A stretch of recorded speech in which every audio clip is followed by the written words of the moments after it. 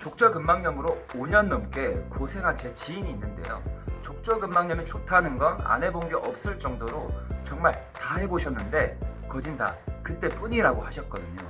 아침에 일어날 때마다 그리고 오래 걷고 나면 통증으로 너무 고통받으셨는데 제가 알려드린 이 스트레칭을 매일 해주니 일주일 만에 거의 다 나으셨고요.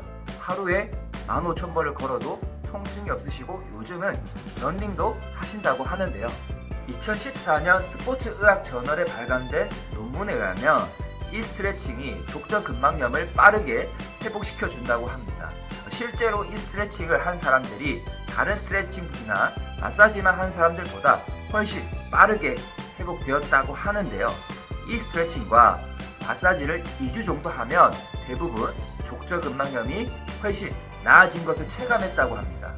족저근막염 스트레칭이 여러 가지가 있지만 다 따라해보는 거 여러분의 시간이 너무 많이 허비되잖아요. 여러분의 시간은 소중하니까 가장 효과가 좋다는 이 스트레칭 방법을 빠르게 소개해드리기 위해 영상을 촬영하게 되었습니다.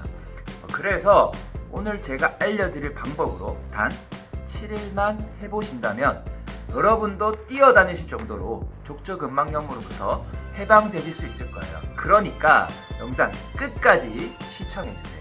족저근막은 발바닥에 아치를 만들어주는 발바닥에 있는 섬유 조직으로 되어 있는 구조물인데요. 족저근막의 뒤꿈치 뼈가 닿는 부분에 염증 반응이 생기면서 발바닥을 디딜 때 통증이 있는 질환을 족저근막염이라고 합니다.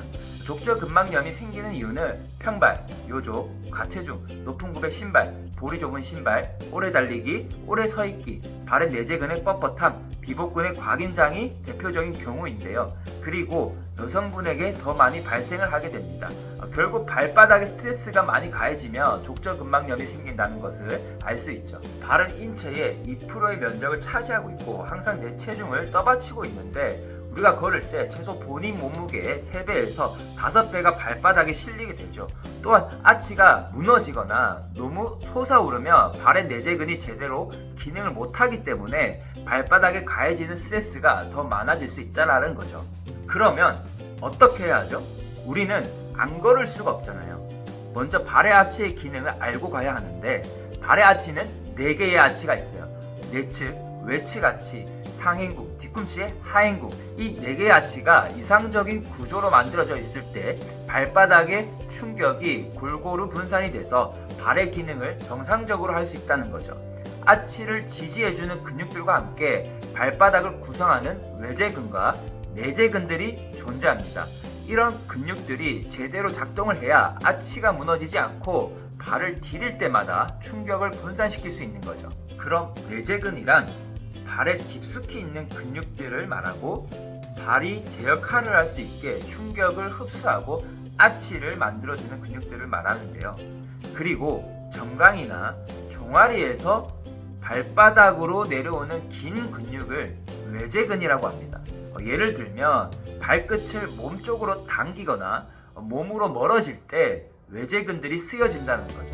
그런데 대부분 족저근막을 스트레칭할 때 내재근 쪽을 마사지하거나 직접적인 통증이 발바닥에 있다 보니 발바닥을 열심히 주무리거나 마사지를 하게 됩니다. 그래서 우리가 족저근막이 쉽게 해결되지 않는 원인이 여기에 있다는 거죠. 그래서 이제부터 외재근도 충분히 스트레칭을 같이 하셔야 된다는 점이에요. 외재근 중 정강이 근육과 종아리 근육이 크게 2가지가 있는데요. 이 2 근육을 강력하게 스트레칭 하셔야 족저근막염으로부터 빠르게 회복하실 수 있다는 점입니다.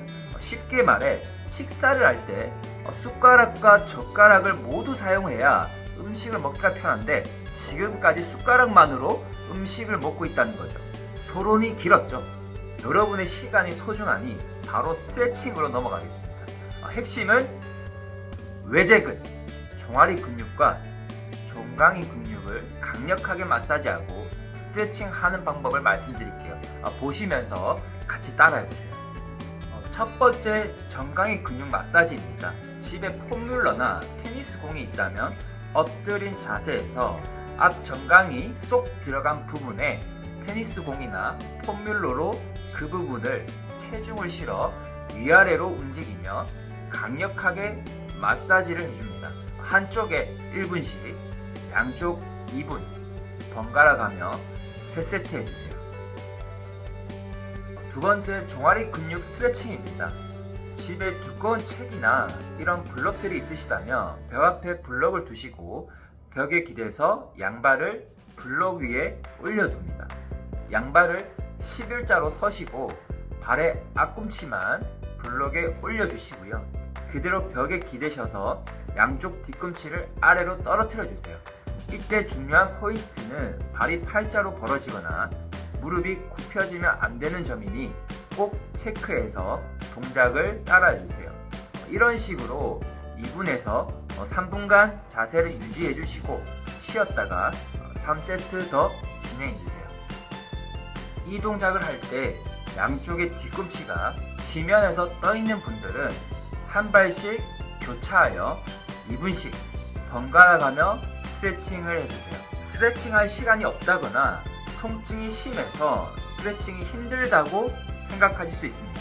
하지만 이 마사지와 스트레칭은 20분 정도밖에 걸리지 않고 아침에 일어나서 간단히 할 수 있고 퇴근 후 TV를 보면서도 할 수 있습니다.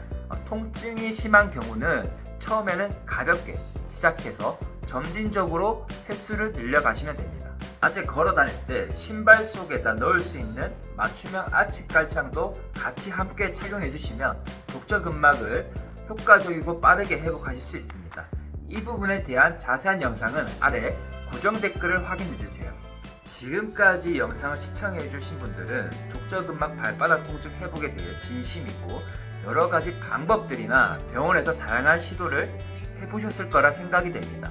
여러분들이 스트레칭을 통해 족저근막염이 하루빨리 좋아져서 많이 여행도 다니시고 뛰어다니시는 날이 오셨으면 좋겠습니다. 제가 알고 있는 방법들을 여러분들께 공유할 수 있음에 감사드리며 저 또한 여러분들께 보다 효과적인 방법들과 정보를 전달하기 위해 노력해 볼게요. 앞으로 발 관련 질환이나 평발, 요종, 오다리 등을 교정하고 해결할 수 있는 영상을 꾸준히 만들어 보려고 합니다. 이에 대해 관심이 있으신 분들은 구독과 좋아요, 알림 설정도 눌러주시면 빠르게 정보를 받아보실 수 있습니다. 다음 영상에서 찾아뵙겠습니다. 감사합니다.